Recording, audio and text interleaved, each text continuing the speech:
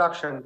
And both Dilip and I were really regretting that we were not in the audience there listening to that wonderful music. So thank you for allowing us to join remotely. I just wanted to add one piece of introduction to Dilip that would fascinate everyone in the audience because it fascinated me when I heard this. So Dilip today is the transformation leader for NTT, owns all of technology, digital, and cloud and global business services, as well as runs the global services business for NTT. But the real story that got my attention was 2002, when Dilip was with NTT in India, began the journey of connecting the State Bank of India branches and ATMs onto one network. 15-year journey, one branch, one ATM, one branch, one ATM. I think, Dilip, you were saying that at least when your project and everything ended, it was about 22,000 branches. 22,000 ATMs. I was checking that. It's now 64,000 ATMs. It's the largest ATM network owned by a bank in the world. And, I was proud to get to know Dilip, who was responsible for that. So thought that I would use that as an introduction. But let's dive straight into the topic, if I may. Dilip, in your role as the Chief Transformation Leader of one of the large global enterprises, what does it take to drive digital transformation and change and be successful, particularly in today's world, with everything else that's happening around us? What does it take to drive success? Surely growth is one metric, but what else, and how do you do that? Thank you. Thank you, Tiger, and good day to everyone. And the story on SPI, it's a pride for me. It's like a monument. I'll tell you, way back in 2002, when State Bank of India decided they want to network the entire country and create the digital highways, I can tell you we were competing with some of the best companies in the world. We landed that. We started with 2,400 branches, eventually ended at 17,000, completely networked.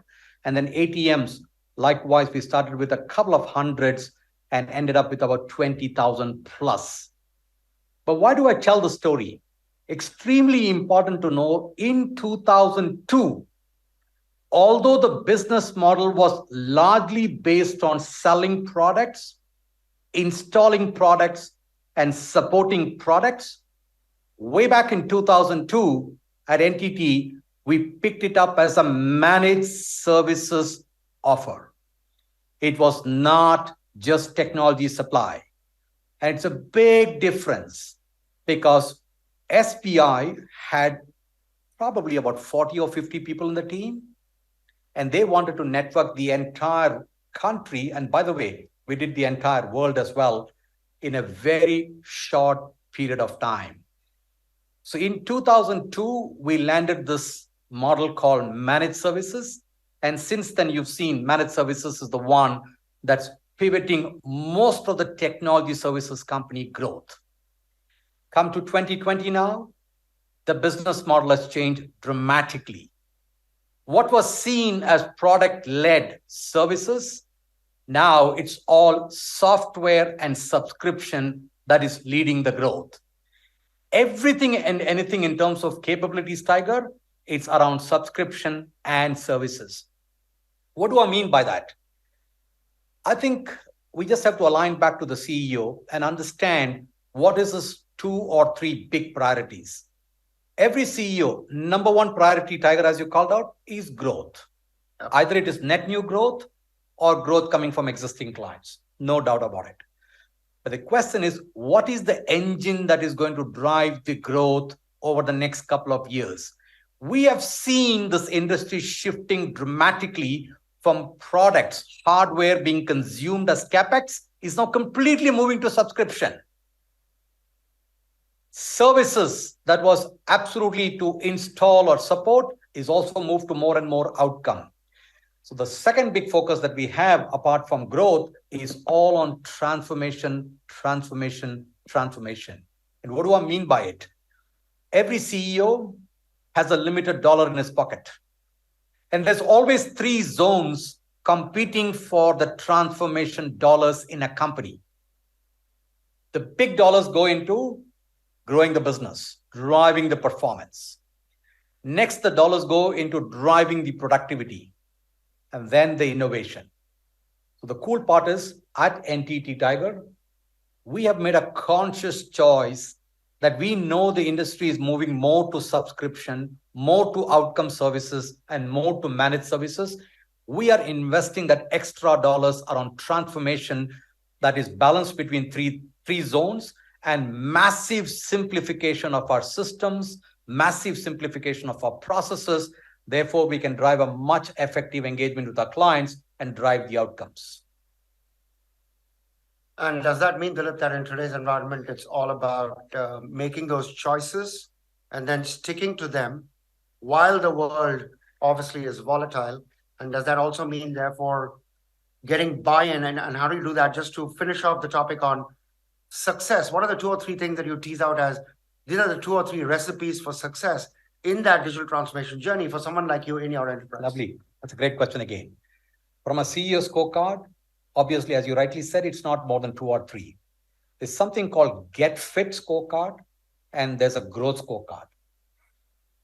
I think you have seen more and more companies now focusing on both at the same time.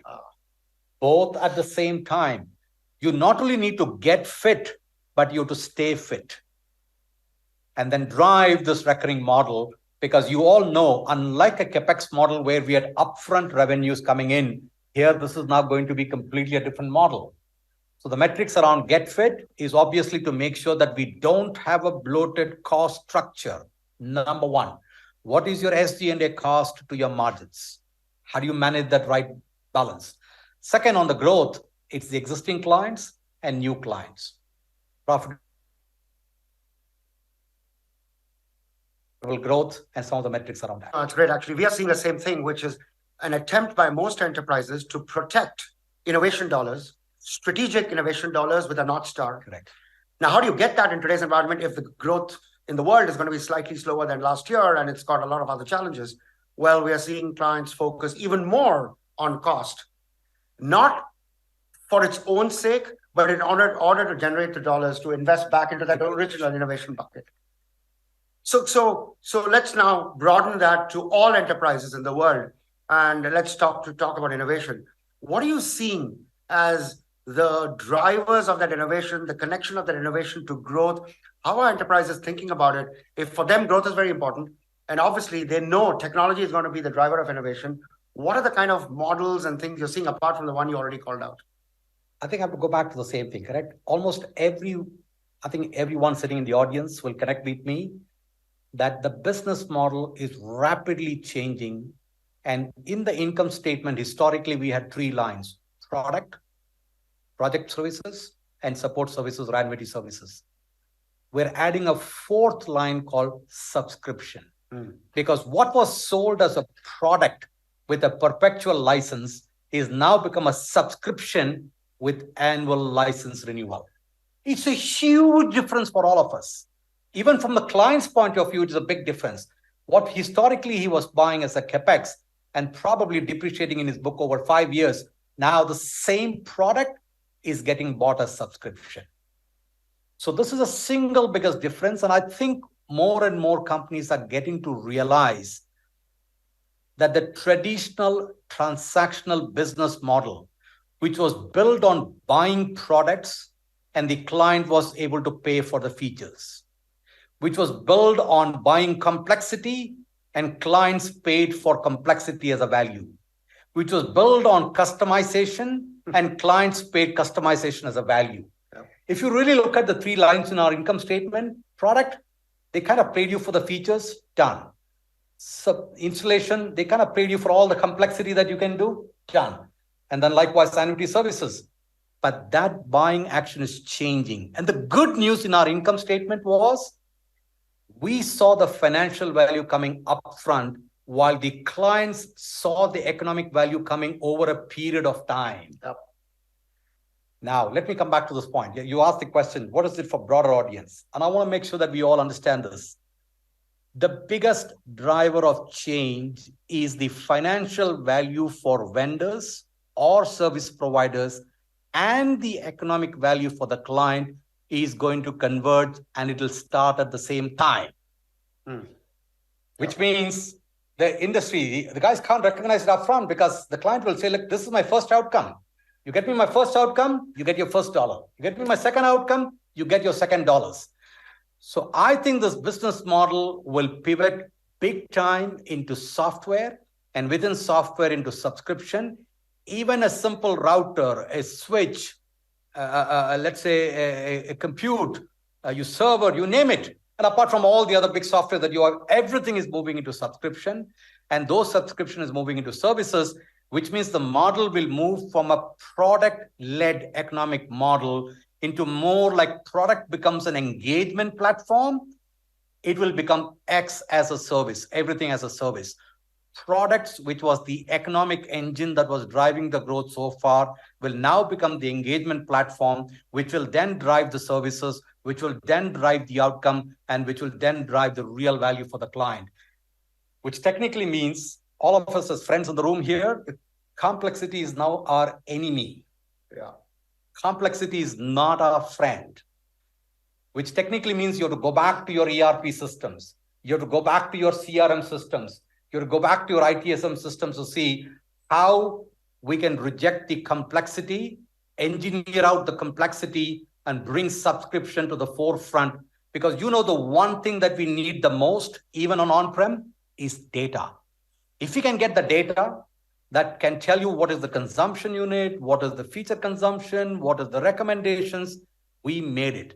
So again, coming back, the big point here, Tiger, is we have to anchor the principles on how we create value, how we deliver value, and how we capture value. And if that value is shifting from product as an engine to a product as just an engagement platform with services as an outcome, our entire backend should now start aligning back from people, from operations, from client engagement, almost everything. So I'm going to ask the last question, but before that, what intrigues me in the journey to subscription is intuitively, I could be wrong, but intuitively, everyone says that subscription is stickier. When I hear you, I'm almost wondering, is that true? Or is that actually the opposite? The world is getting to the point where you can actually subscribe and unsubscribe at a swipe. Is that, so which one is true? Lovely. It's a great question again. The power shift is happening from vendors and service providers having the shift control. It's now moving into the hands of the clients. But I think the companies who crack the code of ensuring that they can be in line with the client, understanding the outcome. So your question is very valid. In the old world, if you look at it, what was the typical sales motion? Participate in an RFP, win the RFP, install it on time, support with SLAs, go for a renewal, job is done. But in the new model, it's much different. Start with the client asking him, what is the outcome that you need, Mr. Client? And once you know what is the outcome that you need, Mr. Client, then you come back and say, look, how do I engineer my outcomes using all the solutions that I have, and then go in front of the client back again. Now, again, your point is valid. Can they take us out very soon? Maybe not, because I've been selling now to so many big clients, Fortunes, all those companies. I can tell you once we pivot and get into the outcomes, it's extremely difficult for a product-led company to really understand from a client's point of view, what is the business requirements and translate that into the services. Got it. Got it. And the more you pivot the commercial model also partly to those outcomes of clients, then that stickiness further increases. Correct. I assume that's correct. So, I know that in the audience are people like me running businesses that actually serve large enterprises across the globe, et cetera, through a variety of the stack, all the stack that you named. And you, have been in this environment, run businesses here, run entity here. We gave the SBI example. And you partner, you talk to, and you have relationships with actually many people in the industry that is based here, including us and other people, I'm sure, who are in the room. Give us, our industry, some advice of navigating the next 10 years. What would be the best way to do that? What's the best way to really become even more relevant for our clients, even more relevant for the world? Just completely open question. Lovely. That's a big one. Free advice. let's put this way. Let's put this way. I think we as an industry created tremendous value around complexity. Another value that we've created is we keep creating products with one more feature, one more feature, one more feature. The more features that we added, we went back to the client saying we want more value. The more complexity that was there in the installation, we added more value. The more complexity that was there in customization, we added more value. I think we have to engineer out the complexity big time. As an industry, we have to come back to terms saying the AI engine that we have, the ML engine that we have, the robotics that we have should come into the play straight away. Optimize the onboarding, optimize the transition, optimize the support, optimize the manage. The really two new roles that will make this engine work. Number one is have success. Because I think we invested a lot in the early days on sales, and sales, but now it's all about success, and success. We really need success managers who can walk into a client, understand what are the outcomes that we have contracted for, and ensure that the deliverables that we're putting in place is aligned back to that. Number one, success, huge one on success. Second is to now start giving recommendations. The AI engine that we have, the amount of data that we collect from the clients, we have to go back and tell the client, Mr. Client, this is the best way we can help you service your clients. We can simplify your engagement with clients. We can drive the adoption of your clients. We can expand your client's business with you, and so on and so forth. So I think we need to absolutely make sure on one side, eliminate the complexity, on the other side, drive more success. But from a business model, Tiger, I think the simple piece, I think I'm trying to do that in NTT, and probably most of my other colleagues that I'm talking to, is that mindset saying the financial value for us as vendors and partners and the economic value for the client will be at the same time. So it'll be fair to say that, therefore, in that change journey of reducing complexity for our clients, reducing customization for our clients, there is a journey where actually the long term, it'll be beneficial for everyone. Short term, you actually have to be willing to cannibalize your own top line. And many industries have done this. The retail industry, the winners are those who cannibalize themselves through e-commerce. And you're right. You will see a dip in revenues because it is now more annuity revenues, even product. You will see an increase in cost because you're doing a lot of simplification, but ultimately the revenues will take over and the cost will come down. Yeah. So any other final thoughts? I don't know how much time we have. We want to open it up for questions. We just thought we'll attack these three topics, one at the NTT level, one at broad enterprise in their digital transformation, and one at the all of us serving global enterprises in our industry. So any questions from the audience? NASSCOM, you can take it away from here.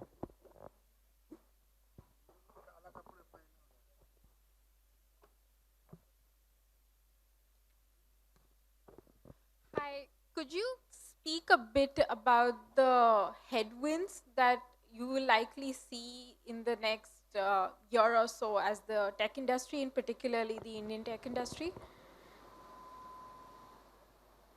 So I'll start, and then Dilip, you should add, give your perspective. I'll start actually where Dilip left off.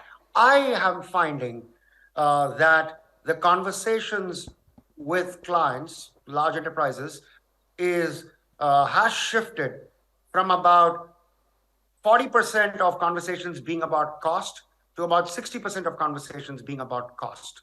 And all that shift has happened in the last 4 or 5 months. At the same time, what I'm finding really fascinating, and that is so different from all other so-called slowdown and downturn of the world, is every enterprise that I'm talking to, irrespective of industry, is desperately trying to preserve strategic long-term journeys. Whether it is a long-term journey on the front-end digital platform that they're creating, whether they're pivot to e-commerce, whether it's a pivot to better customer experience and user experience, or it's moving from on-prem to the cloud, or it's moving from boxes to software and as a service, they're preserving that, which means they're investing in that arena. So for our industry and for people like us, If you serve the side where investment is still being preserved, then there's an opportunity to continue to drive that agenda for our clients. At the same time, clients need cost taken out fast. They need reliable ways to do that, and they need to access talent. No one has any patience these days. Payback periods are much shorter than ever before. Therefore, they need partners in our industry. So I actually think this is almost a Goldilocks moment. And if captured well, both can be growth agendas, which is the client's investment and innovation agenda, as well as cost agenda to fuel that. We can be partners on both. I love the way you just said, Tiger. You just said cost, cost, and cost. Even last week when I was one of the big banks in UK, there is a huge drive on modernization, massive drive on modernization, because they all want to be digital ready with their clients, with their operations, and with their employees. Now, to get the digital ready with their clients, their employees, and their partners, what they need is not to go back to them with a proposal which is 20% higher. Right. It has to be a proposal which is 20% lower. Yeah. So the beauty of this existing new operating model is you can still walk in with a subscription, which means exactly go with smaller deals that will help them drive the transformation and slowly start getting the bigger pie, and the bigger pie. So they can also start seeing the economic value while we will see the financial value. And that way, I think to your point, cost as one big ticket item, the headwinds that you just spoke will be met. At the same time, as an industry, we will see massive growth at the back end of a subscription-driven infrastructure with outcome services. Hi, my name's Camille Mandler with Omdia. My question to you, sir, is I'm based in London, and for me as a European, the shadow of war is very real to us right now. And so is, very evident increasing tension between the United States and China. And one of the reasons I'm here is to understand how India's digital economy can actually help its peers in other countries navigate some of these other headwinds. Could you comment on that, please? Every time I'm working with my clients in India, I hear them talking about a growth story. Yeah. This is real because almost my pipeline, my bookings, which is the leading indicators, are suggesting me that the Indian market is getting ready to compete in a digital economy much more, at a competitive rate than any other economy. Second, on the weekends, I also sit in some of those startup companies. I can tell you the number of startups that is coming up in India is unbelievable. Unbelievable. The pipeline that I continue to see just gets more energy to me and to my team, where we can actually go back and have a say. But your point is very valid. There are economic uncertainties. There are uncertainties around the war. There are certain uncertainties with inflation. There are uncertainties on recession. But what I'm seeing in the country right now, be it the banking sector, be it the retail sector, or be it the telecom sector, consumers are driving massive demand, which in turn is forcing the business enterprise to invest in the new ways of delivering services back to the consumer. Yeah, and if I can just add to that, Dilip, what we are seeing is to your point, and by the way, both of us are based in London, so we completely appreciate what you said. We are finding almost every enterprise across the globe that's global is thinking about diversification of risk. If I'm a manufacturing company, then I have to diversify. I don't think there's an option. The board will demand it, investors will demand it. Actually, their customers will demand it because supply chain needs more resiliency. There is a real opportunity, and I know that India is looking at this far more than ever before. And I think hopefully if the country continues its journey, it should become a reasonably good, diversified manufacturing hub for a whole range of manufacturing companies across the globe. The second is talent. Unfortunately, the demographic curve across the globe is not favoring the ability to access talent. It doesn't matter which country in the developed economies you're talking about. And then within that, if you double click on that demographic and say, what's the demographics of people who are comfortable with new tech, who want to jump onto new tech? Again, given the entry into the labor force, which is so much more in India than many of these countries, who are then learning new tech early on in their lives, access to that talent, the 27-year-old who actually knows all new technologies and therefore can hit the ground running, is a big factor for our clients. So we're finding real changes in business continuity plan and resilience planning, both for manufacturing companies and for services companies, that is leading obviously to companies like us getting an advantage. But I think there's a real opportunity for India to take advantage. Now, I think we all know some of the challenges of the overall tough, not easy to do business on a variety of factors in India, but it's changed over time. And I think that continued change will hopefully help. But your point on the war and energy is so real when you get so close to Europe. Okay, thank you, both of you. Both of you Londoners sitting in Pink City in Jaipur and saying we wish we were there instead. But clearly, and we are also getting ready for a big party tonight. Yeah, you can party there and join us in spirit. There you go, parameters and recipes of success, productivity, transformation, simplification of choices, volatility, cost, margins. The growth conversation can go on and on. Thank you to both of you. Can we have a huge round of applause to both Dilip and Tiger? Thank you. Thank you guys for joining us. For more interesting content, like, comment and subscribe to our NASSCOM YouTube channel.